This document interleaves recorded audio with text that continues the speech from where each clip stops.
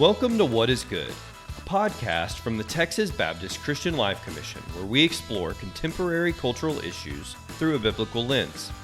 Micah 6:8 says that God has told us what is good, that we're to do justice, to love kindness, and to walk humbly with Him.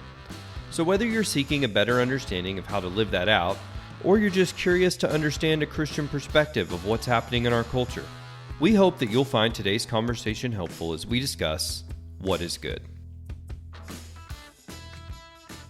Welcome, everyone, to another episode of What is Good from the Christian Life Commission. I'm your host, David Sanchez, and today there's only one guest, my good friend. I just know he was my good friend from church, but this is Professor Malinda Leewright. And if you could introduce yourself and say a little bit more about who you are and what you do, and then I'll tell them why you're here.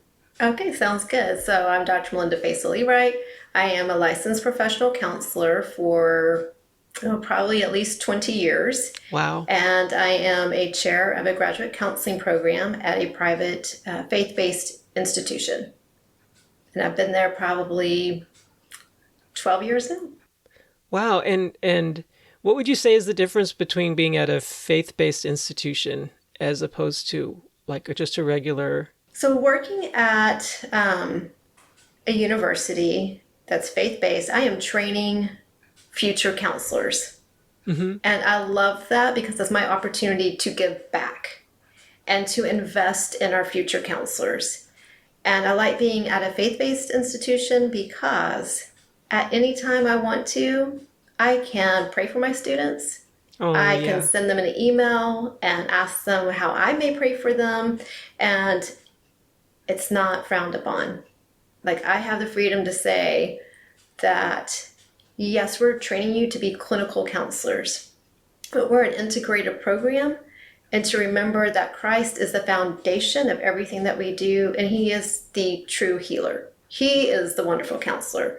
We are blessed to be His instruments in helping hurting people, but ultimately, He is the true healer.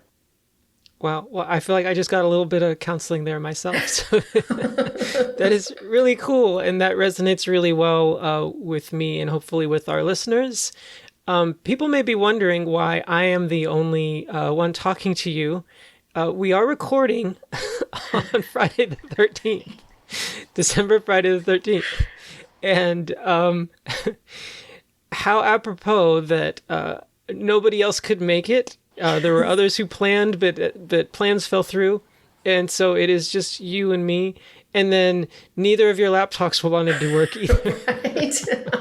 I was like, all right, the gremlins have taken over.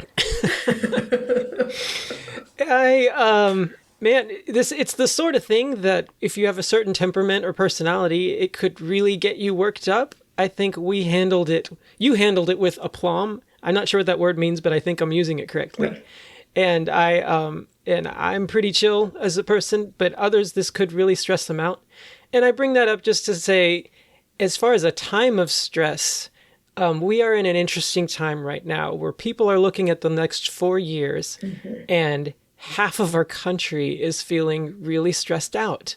Yes. But I'm getting a little ahead of myself. I wanted to ask another getting to know you question, which was, this is Friday the 13th. Yes. And I was just curious, can you think of any like irrational fears, either that you have now or that you have had in the past? And then I'll share one of my own. Yes, I do. It's past and present. Oh, okay. Okay, and it's silly, but I have an incredible fear of roaches. As in, I will stand on a chair, I will climb to the highest place possible to get away from them, and I will use a whole can of Raid on the single roach, and I will not stop spraying until the bug stops moving.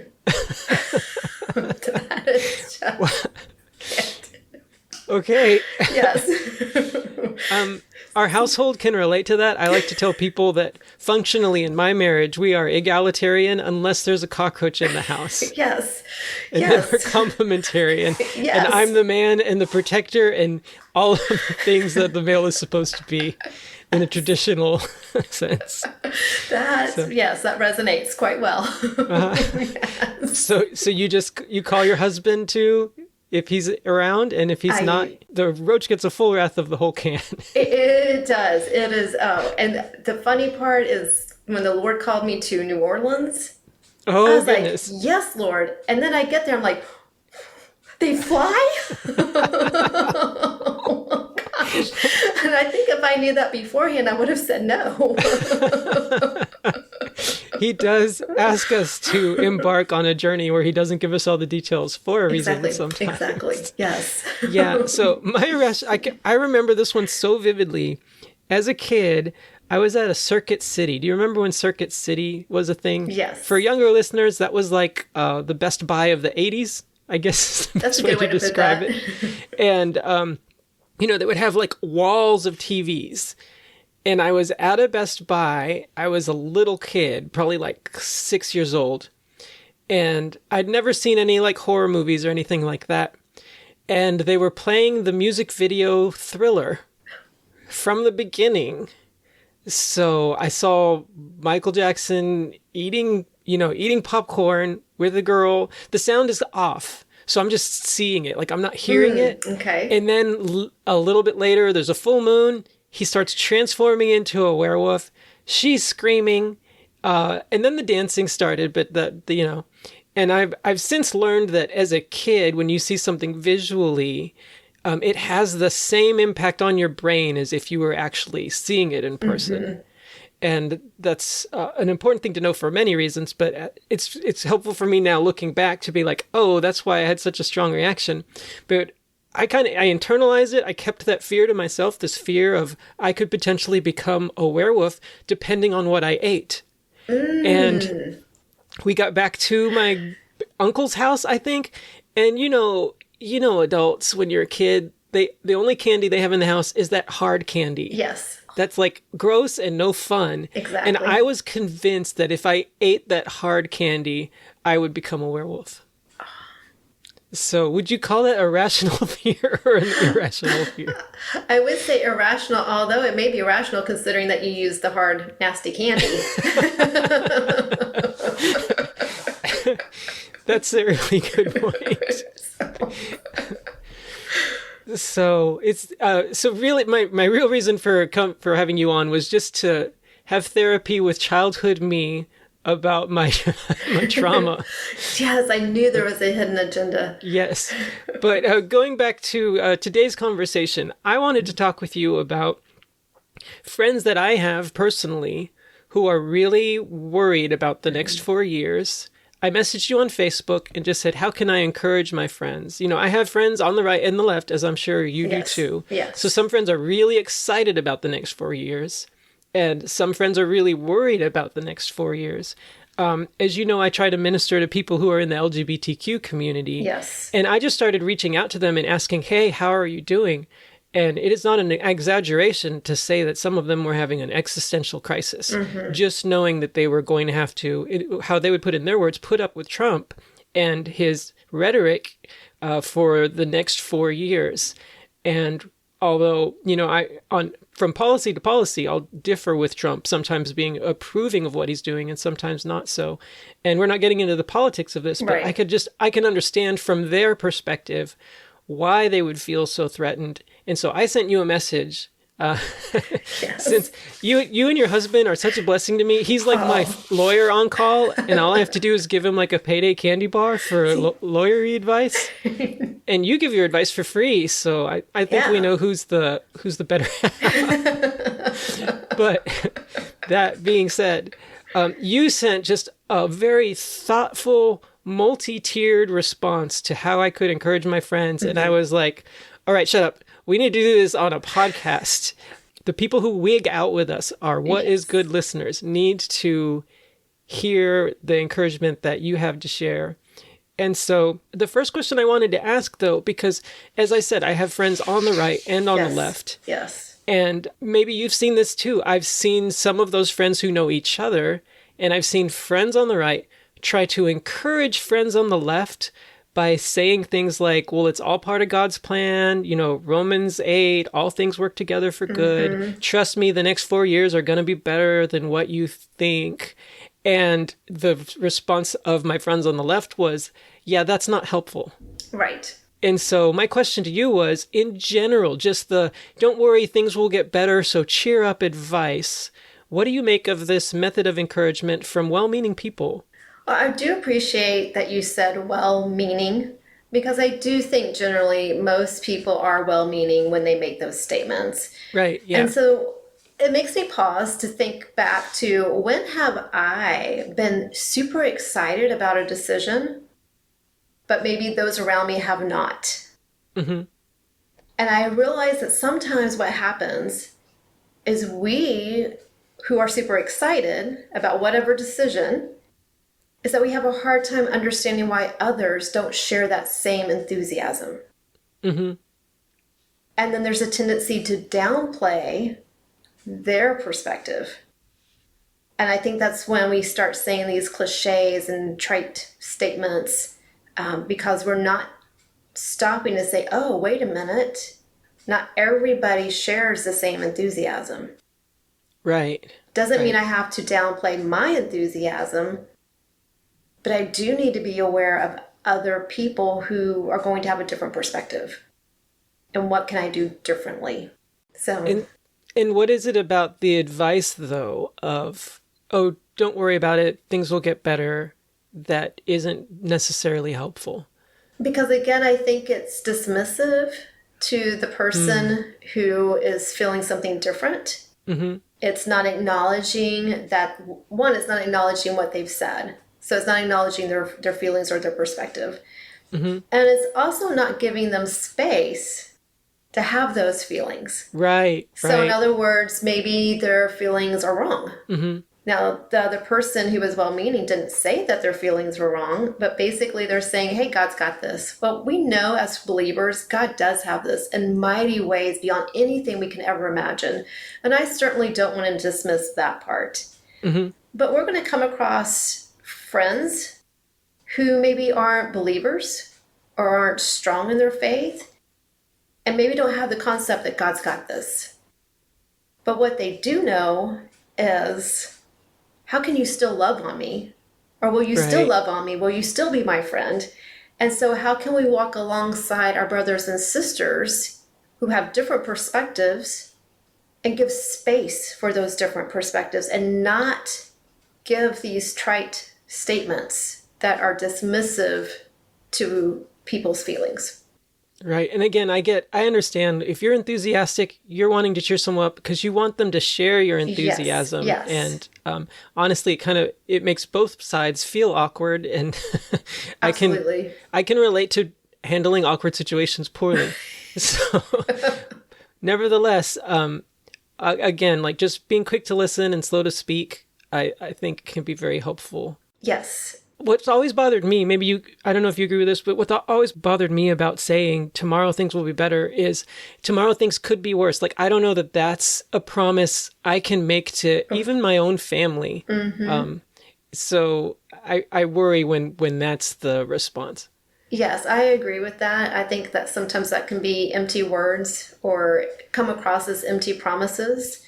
And again, it's also dismissive to the other person. And I think we have difficulty leaning in or sitting with people in uncomfortable spaces.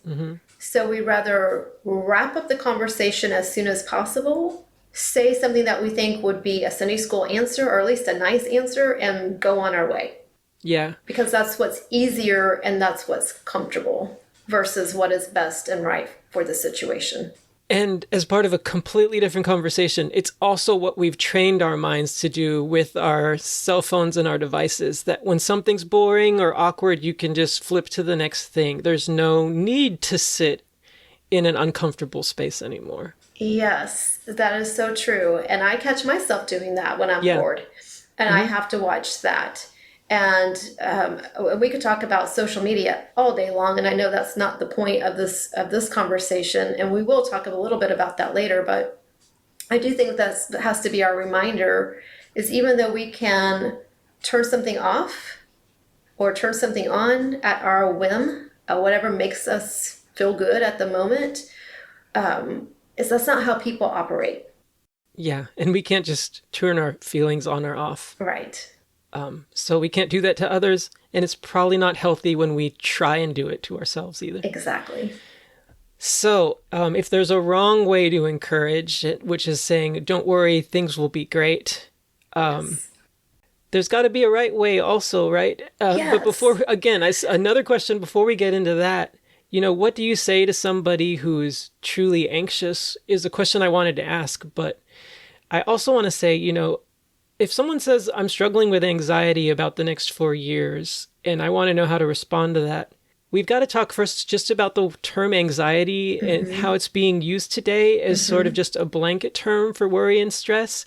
You kind of hopped on a little soapbox when we met on last Sunday, briefly preparing for this, and I was like, "Oh, this has to be included in our talk." So, could you share more about your thoughts, just about how the masses are starting to use? We've taken your language. You're using the clinical terms to describe how we feel, with maybe not knowing those terms so well.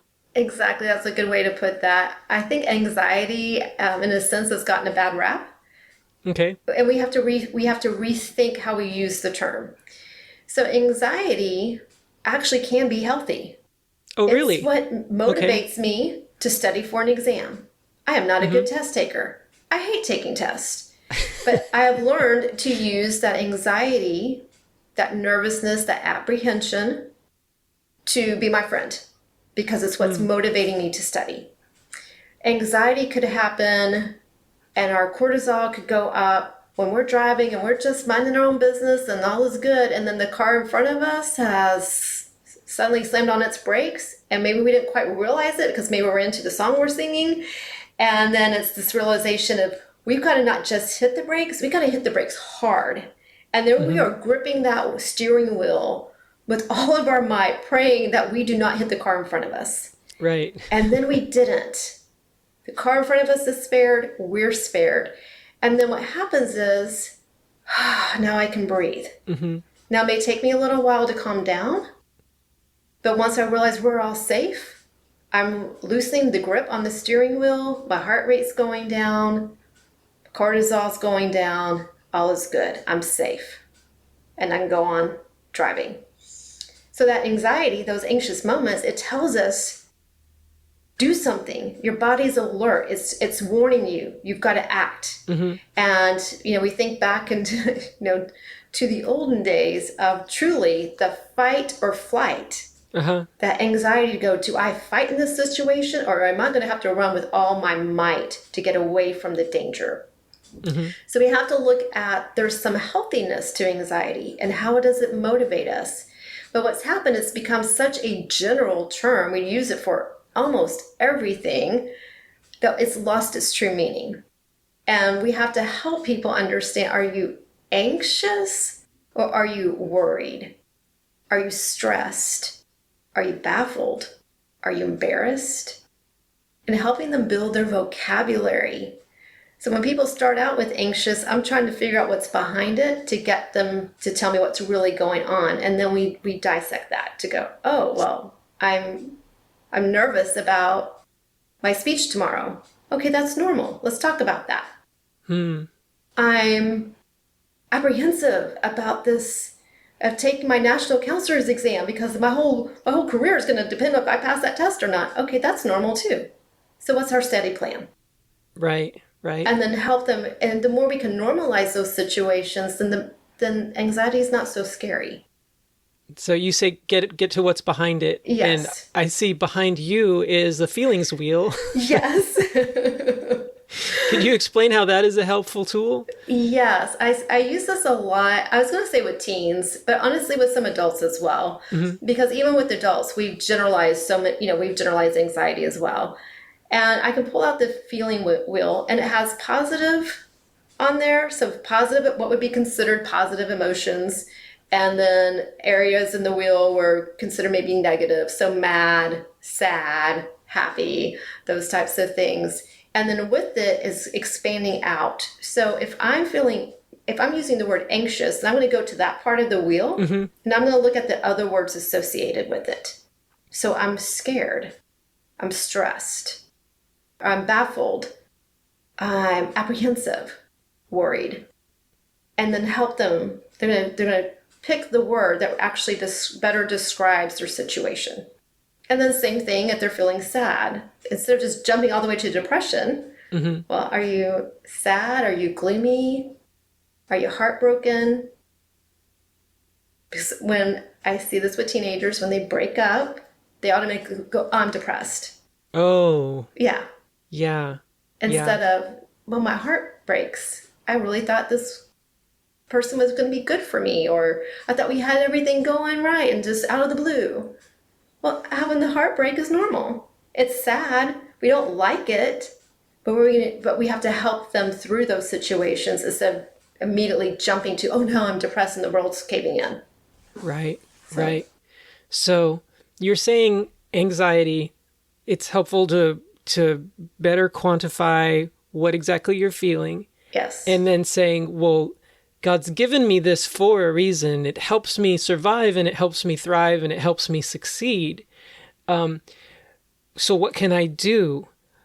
But what do you say to someone who's like, I'm worried about the next 4 years, and so much of that is out of our control? Yes. We cannot control what Trump is going to say or put on social media. Right. We have, even as part of the Christian Life Commission, where we can go to the state capitol and have an impact, we have very, very little actual tangible impact that we could have on Trump in terms of like, we have no say in his cabinet selection. You know, we have no say in what his priorities are going to be. We can try and encourage what we see that's good and speak against what we see as bad.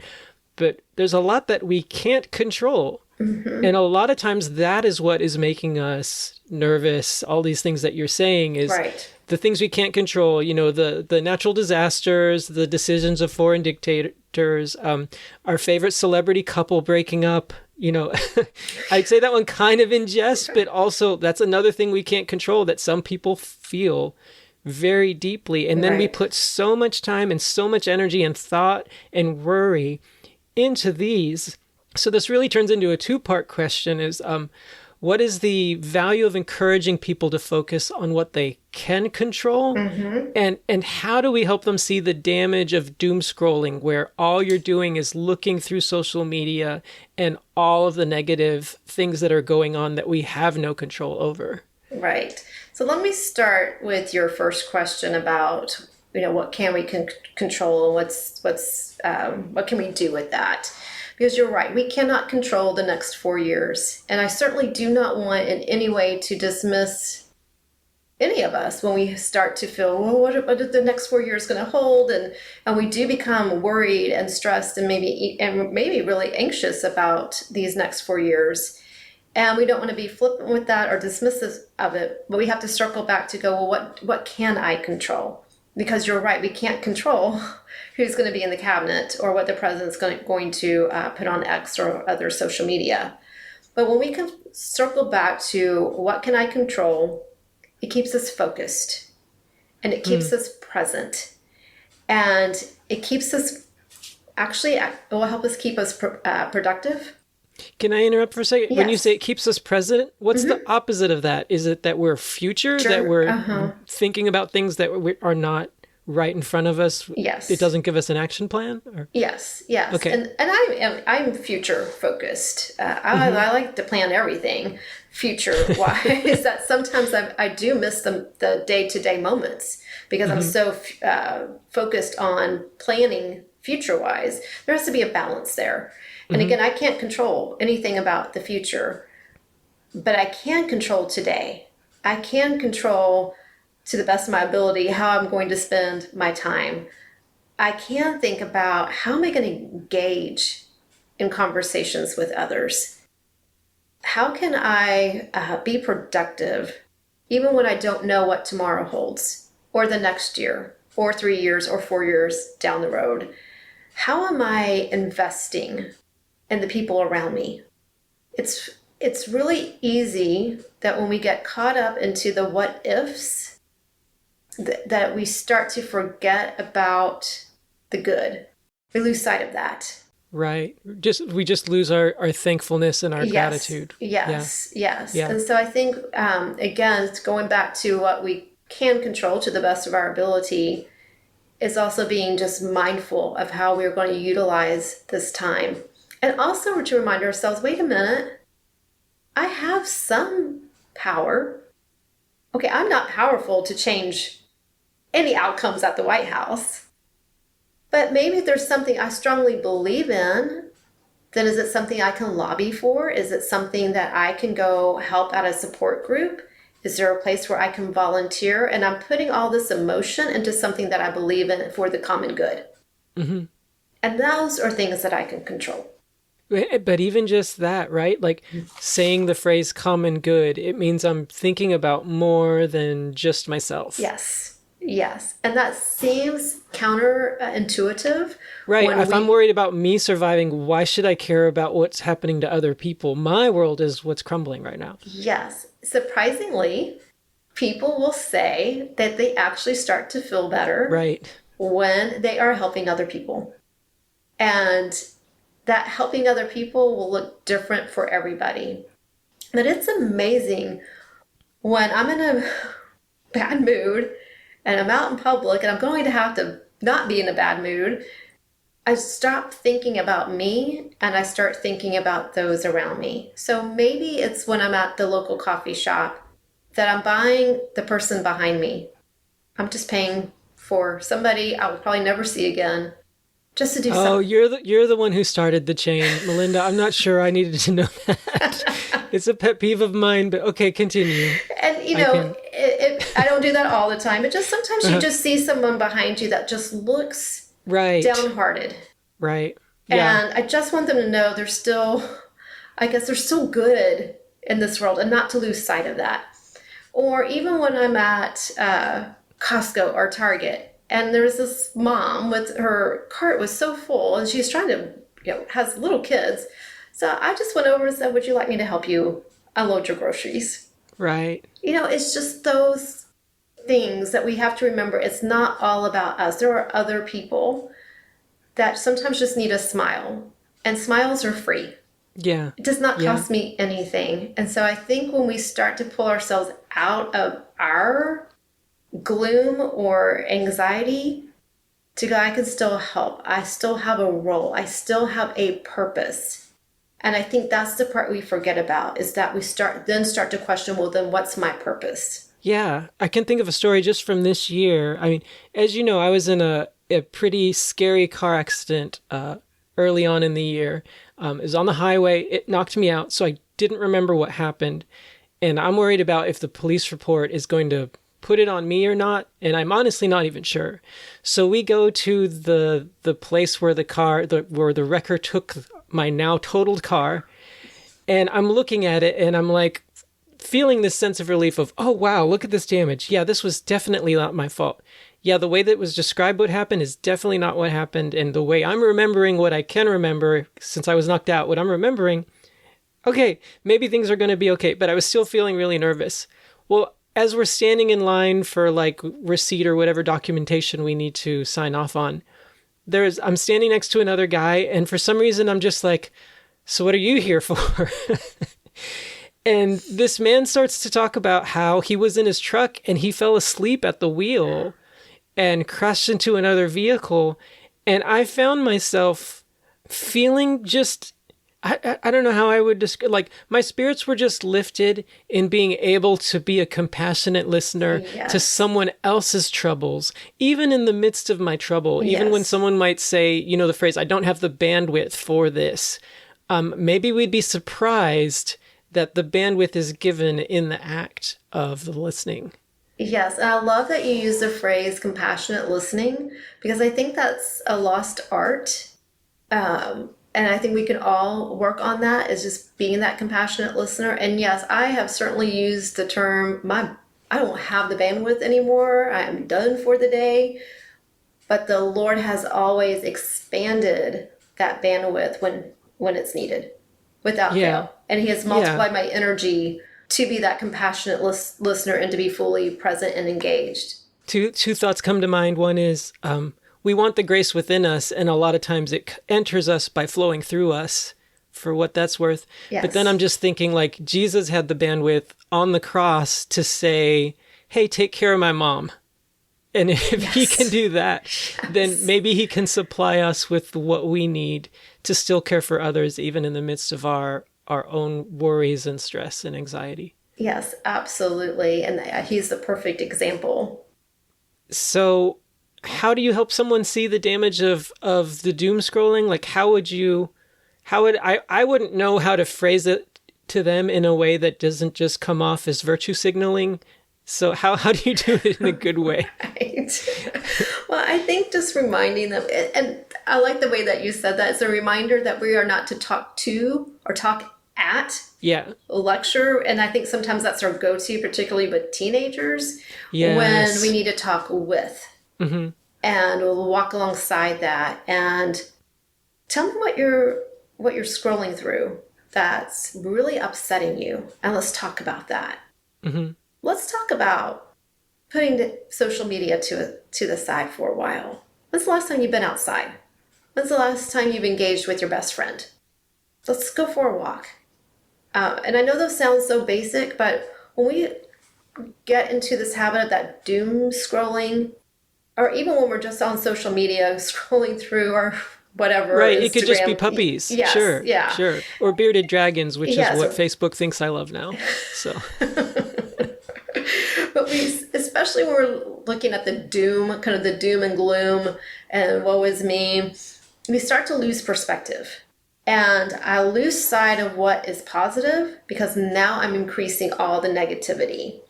And then when I'm increasing the negativity, then there's going to be a tendency that I'm going to start to become cynical. Right. And I'm going to start to see the world as very dark. But then the worst part of that is, then I'm going to start seeing everybody as untrusting. Yeah. And then what does that do to relationships? And what does that do to, again, kind of the common good of our community? When we start to kind of go into that dark, cynical, untrusting place. Right. And that's not how we're created. And you think you're protecting yourself, but what's really happening is isolation. Yes. And then with that isolation... And of course, kind of that cynical view is that we are actually going to increase our anxious feelings and depressive feelings. So we're in this vicious cycle. Okay, but I can see a Christian thinking they're doing the right thing, getting into that vicious cycle, because there is blended in with our dependence on God and our understanding that He is all we need. Blended in with that is our American value of independence, where we confuse just maturity of adulthood, of being able to be self-sufficient and independent.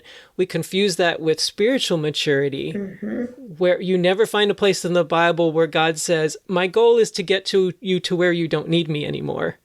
My goal is to get you to where you don't need the community of faith anymore. And we'll tell ourselves, well, I can't share with other people what I'm struggling with because they'll think I'm weak in my faith. So I'll just pray, I'll just give it to God, and that will handle it. How do you respond to that? That is such a good one, and it's so true because our culture is very individualistic, every man for himself kind of mentality.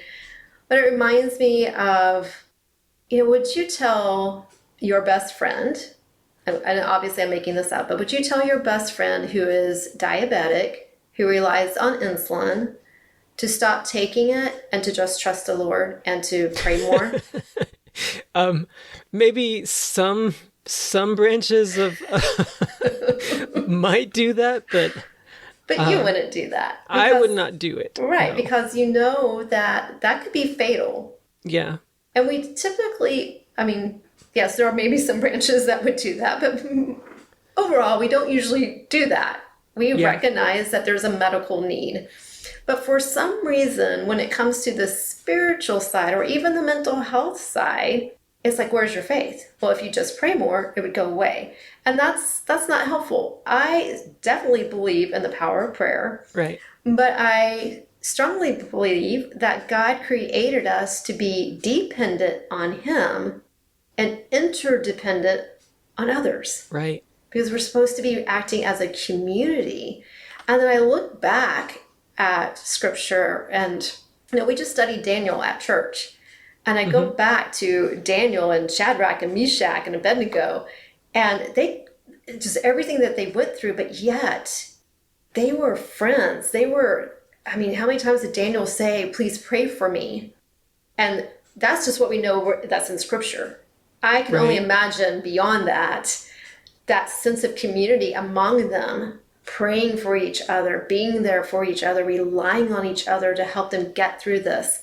I think about the supportive bond between Naomi and Ruth. Yeah. And how they walked that journey together. We can talk about David and Jonathan and Paul and Timothy.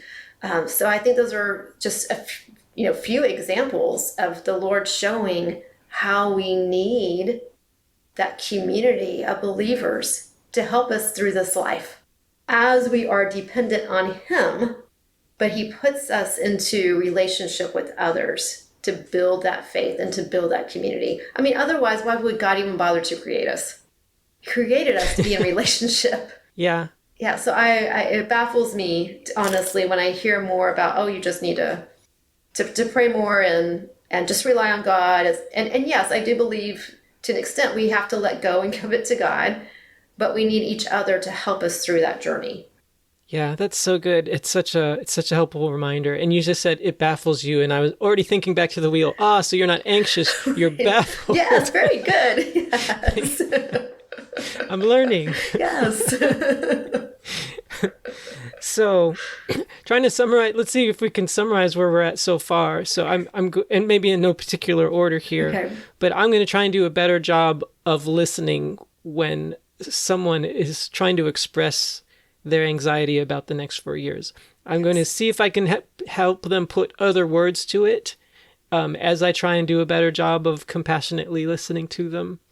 And then I'm going to try and help them see what are some things we can do, what are some actions we can take, as well as how can we make sure this is not the only thing I'm focusing on in a way that's causing all of my thoughts to be negative, but then also isolating me from others. How's that sound so far is where we're at? Yes. So that's like what I would call the deep clinical advice, which is the main reason why I brought you on here. But you also mentioned like things that I did not expect. Okay. You said deep breath. Yes. Breathe deeply. And I was like, that's so simple and yet so unobvious. Yes. To my mind as something to do to help someone if they're feeling stressed or nervous or worried. What are some other unobvious and easy tips like that? Like how do we to encourage our friends who are wrestling with stress or nervousness or some other form of anxiety? Okay. I did want to just jump back to the deep breathing just to clarify real quick. That isn't just breathing for the sake of breathing. There's actually a term. Some people will say box breathing or square breathing. And so just real quickly, it's I'm going to inhale to the count of 3. I'm going to hold for a count of 3. I'm going to exhale for a count of 3, and then I'm going to wait for a count of 3. So it's very purposeful. And usually you'll go through it at least twice. And the first time, you can be focused on the breathing. And then the second time, then I'm going to have the person and myself focus on our thoughts. Because our thoughts can drive the anxious feelings or calm our anxious feelings. And that deep breathing, that box or square breathing actually sends signals to our body and brain to say, I'm safe, I'm calm, it's going to be okay. And it lowers our heart rate and our blood pressure. That reminds me of something I heard that they were encouraging nurses and doctors to do during the height of the pandemic. Havening, is that the term where you say those things and you're breathing deep and at the same time you're using your hands to rub your shoulders and or whatever you have of biceps. For me, it's not that much, but just going like this while saying I'm safe, I'm calm, And I tried it once just when I was feeling slightly, my slightly elevated heart rate. And I'm like, wow, my body's just responding, even though I'm not logically like explaining my brain out of why I shouldn't be worried here. Right. Right. It's it goes back to our marvelous creator that he has created us to be our bodies are so complex. Our brain is so complex that yet that deep breathing can actually send all these signals all over our brain and body to go, it's going to be okay. And then self-disclosure, I did deep breathing before, probably about 15 minutes before getting ready to talk with you, and just got myself centered and grounded in his word, and that the Lord has this. And then I got done, and neither computer, both laptops wouldn't work. And if I hadn't been in that space, I really think I would have had a major freak out, because I hate it when things don't work, especially when I've checked them beforehand and everything was fine beforehand. Yes. But I think that purposeful breathing and centering on the Lord to go, all right, it is out of my control. I did what I could. I'll text David and I'll go and I'm going to fix my laptop. Right. It just took a little longer than I thought. So there's sometimes that deep breathing can get us centered, and then we're ready for when a problem pops up, where beforehand we might not have been. So do you practice deep breathing when you see a cockroach? Oh, after the fact. I wish I could say in the middle of seeing one, but no, in the middle of seeing one, the sky is falling, the world's falling apart. They're the devil's spawn, and I'm not practicing deep breathing. But go ahead. I was going to say, you also mentioned just maybe some other... Yes, that's where I was going. What are some other simple and obvious easy tips that we might encourage? Yes, and that would be utilizing our 5 senses. Okay. And it sounds so basic, and you're like, well, yeah, duh, but we don't. And part of that is because we are so tied to technology that we forget to utilize our 5 senses. And so sometimes just being able to either just where you are right now to go, what do I see? What can I, in my office, will I focus on that maybe brings me joy or brings me delight or just has that warm, fuzzy feeling? What do I smell in my office? What do I hear in my office? What's in my office that I can touch? Which is why I have stress balls behind me, because I'll use stress balls. Is there anything in my office that I can taste? Yes, my hot tea. And what does that tea taste like? Or my water taste like? And it isn't just to go, oh, I can taste it. No, what am I feeling? Utilize all of those 5 senses in each of those scenarios. And then I think we can learn something from kids.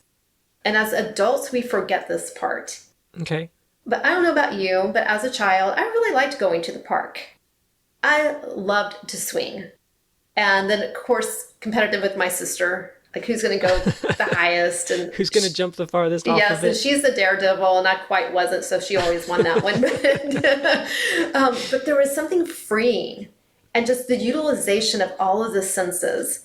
And so I think sometimes we have to remind ourselves to not lose that kind of childlikeness of engaging in the world and being curious and what are we smelling, and go to the park and sit on the bench and people watch if you're too afraid to go on the swing or go on the swing. Who do you see? Pay attention to the people around you. Pay attention if there's laughter, because those are all the things we forget about because we're so tied to technology, or we're so focused on work, or we're so caught up in whatever emotions we're feeling that we forget about the very obvious and basics of the 5 senses. And our culture, sadly, does not appreciate taste. So if you go to other countries, like Italy, they're going to spend quite a time at lunch. And it is right. quite the fellowship. But in American culture, you go out to eat, they have fast music playing loudly, so you can't even hear the person across from you. And it sends the message of hurry up and eat and get out so we can fill the next seat. Right. And so we gobble.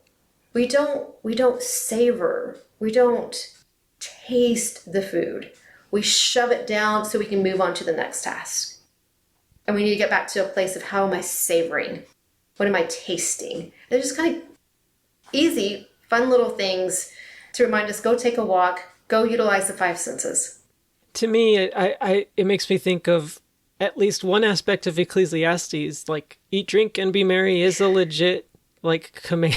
Yes. God wants us to enjoy our bodies and enjoy this Yes. embodied life that we have. Yes. And so, yeah, that really resonates. Mm-hmm. And it's something we don't hear talked about very much. Right, right. And you had also mentioned earlier, very briefly, but ties in perfectly here, is gratitude. Mm-hmm.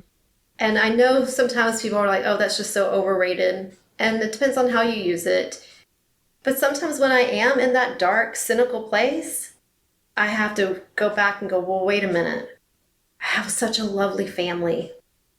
I am blessed to have a job. I am blessed to have a church. Like, I start looking at all the blessings that I frankly don't deserve. Right. But what a gift from the Lord to bless me in such a way. Then it comes down to, who am I to sit in my gloomy, dark self? And it just kind of brings back that focus. Again, I'm not saying to do that to minimize what you're feeling, because your feelings are real to you, but we also can't lose perspective. Right.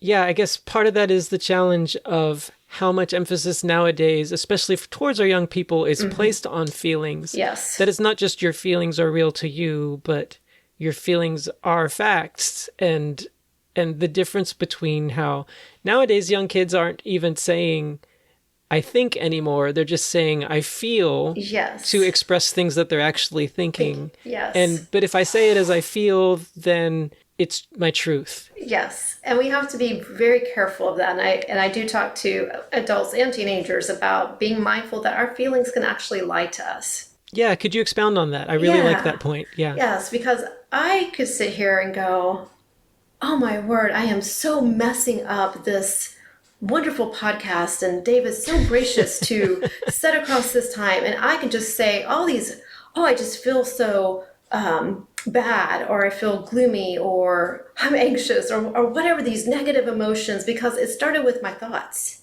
if you notice. Yeah. And now the feelings come. But those feelings aren't accurate. Those thoughts weren't accurate either. And so the feelings and thoughts go hand in hand. And we usually look at feelings and we forget that there's thoughts behind it, or we look at thoughts and we forget that there's feelings behind it. So we have to look at both. And I have to remember, wait a minute, I'm God's beloved. I'm worthy because of him, not because of me, and not because of anything I've done.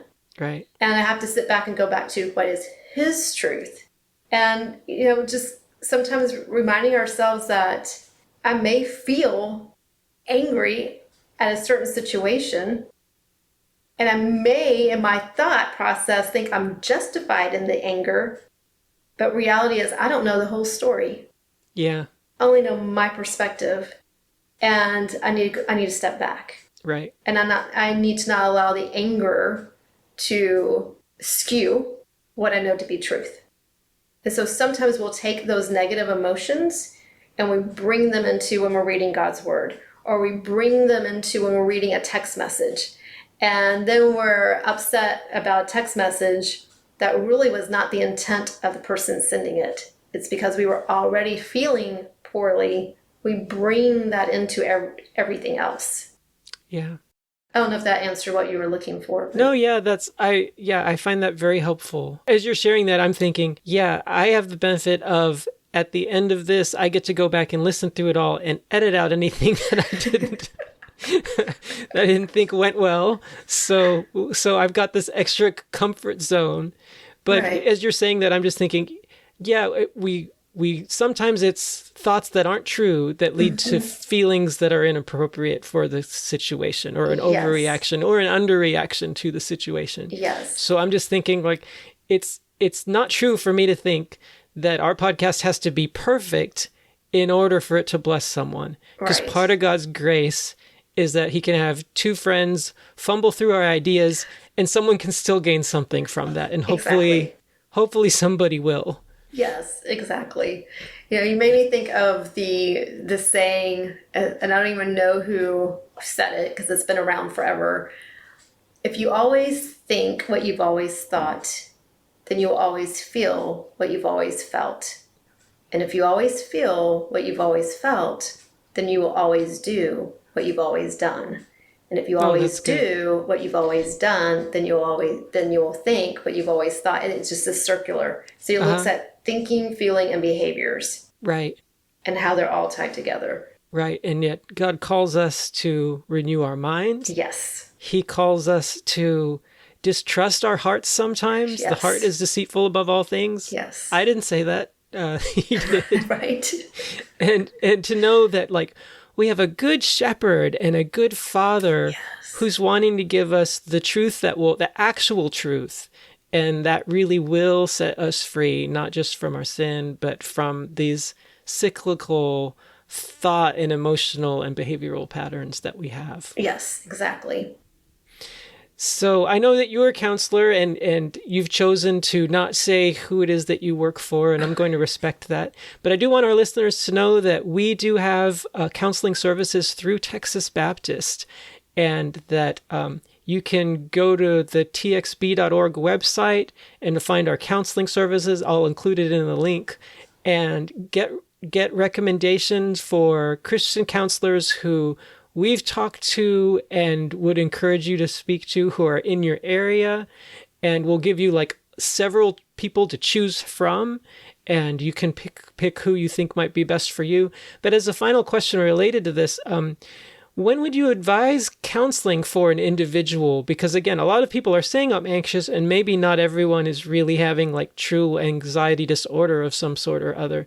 But when would you encourage counseling? Keeping in mind, of course, if it were free, we should all be doing it. Right. That is a great question. So I'm going to go back to the scenario I used earlier about driving and slamming on the brakes. Okay. And then I said, once I realized there was no danger, I calmed down. So here would be a situation where you might want to consider help is when you're in that situation, you slammed on the brakes, nothing happened. But 10 minutes later, you're still gripping the wheel and you feel your heart still pounding and you're having a difficult time catching your breath. Mm-hmm. And maybe you're on the verge of a panic attack, or you did have a panic attack. And those would definitely be some cues to seek some help and see what else is going on. I don't know that I've ever had a panic attack. Could you describe to someone from the outside, like what that's actually like? What it feels like and entails? Yes. So for some people, it's they think that they're having a heart attack.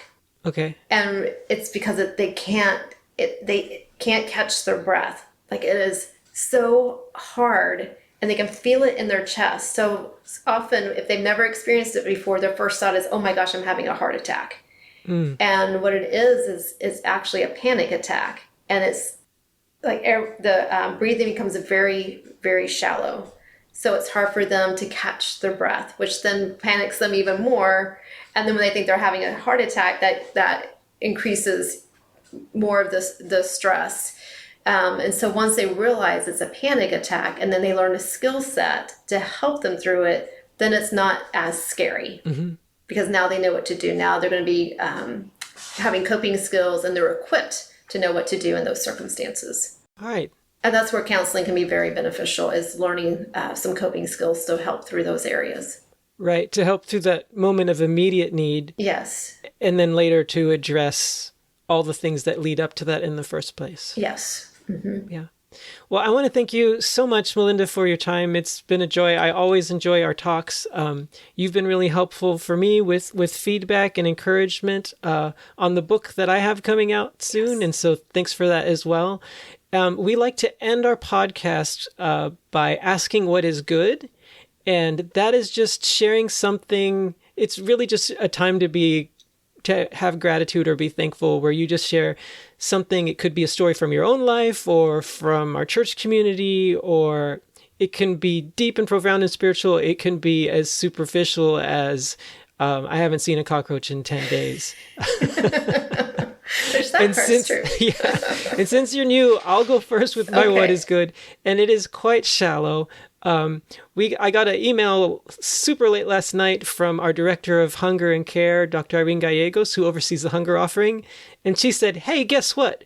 we still have money in our budget for more hunger offering apparel. Do any of you need anything?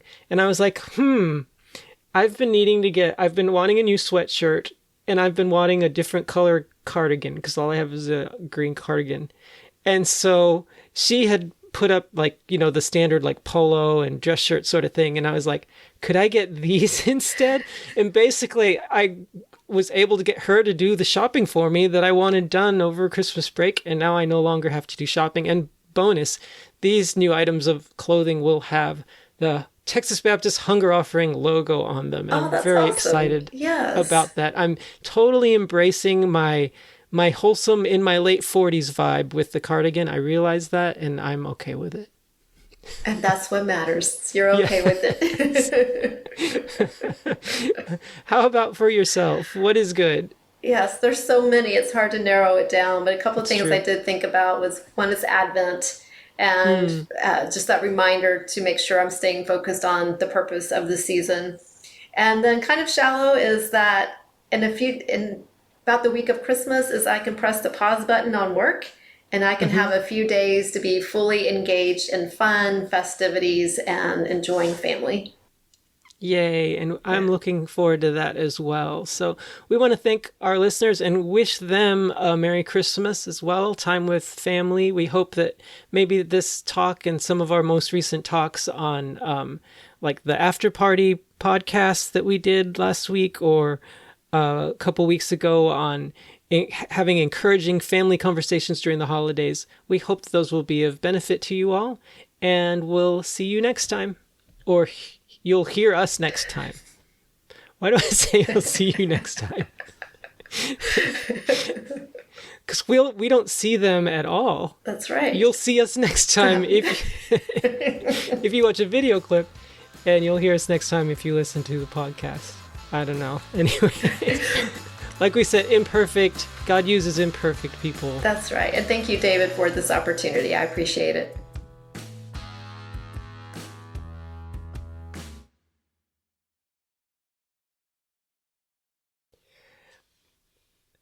So, computer's not working today?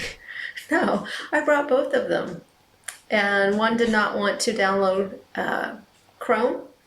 And the other one has Chrome, but decided to freeze. So I had to restart. Yeah. Is it a Dell? Yes. Oh. I was going to make a Dell joke after that. Hello from the... Well, that's the problem. You're using Adele as your computer. Yes. You need to use an actual computer instead of a famous singer. That's why I was hoping my Mac would be fine, but it was not. It did not want to download Chrome.